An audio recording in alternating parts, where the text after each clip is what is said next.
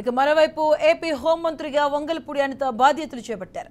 AP సచివాలయంలోని 2వ black లో ఆమెకు ఛాంబర్ను కేటాయించారు. రాష్ట్రంలో శాంతి భద్రత పరిరక్షణకు తన వంతు కృషి చేస్తానని అనిత తెలియజేశారు.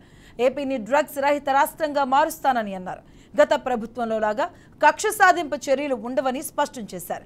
రూల్స్ ప్రకారమే పనిచేస్తామని, పోలీసులు తమ విధులను సక్రమంగా నిర్వర్తించాలని మంత్రి అనిత ఆదేశించారు. పాయకరావుపేట ఎమ్మెల్యేగా గెలుపొందిన వంగలపూడి అనితకు ముఖ్యమంత్రి చంద్రబాబు కీలకమైన హోం మంత్రిత్వ శాఖను కేటాయించారు.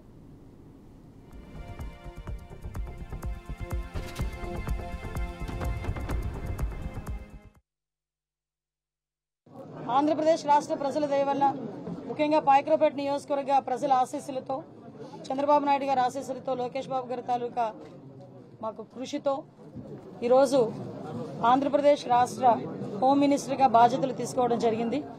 ఈరోజు అందరికీ కూడా, మా అందరికీ కూడా గుర్తుండిపోయే రోజు.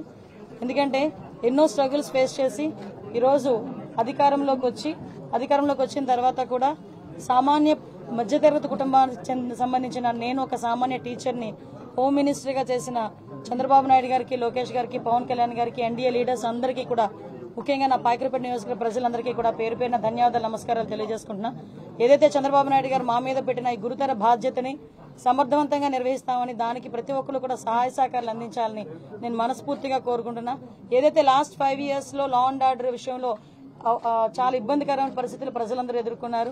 ముఖ్యంగా గంజాయి డ్రగ్స్ విషయంలోని కానీ, విచ్చలవిడిగా ఉన్న గంజాయి డ్రగ్స్ నిర్మూలించడం కానీ, అదేవిధంగా అమ్మాయిల మీద జరుగుతున్న అఘాయిత్యాల మీద ఉక్కుపాదం మోపడం కానీ, రాబోయే కాలంలో లా అండ్ ఆర్డర్ విషయంలో ఎక్కడా కూడా ఎటువంటి ఇబ్బంది లేకుండా ఆంధ్రప్రదేశ్ ప్రజలందరూ కూడా సుఖ సంతోషాలతో ఉండాలని మనస్ఫూర్తిగా కోరుకుంటూ, దానికి మేమందరం కూడా కృషి చేస్తాం. దానికి ప్రజలందరి దగ్గర నుంచి కూడా సహాయ సహకారాలు అందించాలని, మీడియా పరంగా మిమ్మల్ని అందరినీ కూడా సహాయ సహకారాలు అందించాలని మనస్ఫూర్తిగా కోరుకుంటున్నాం.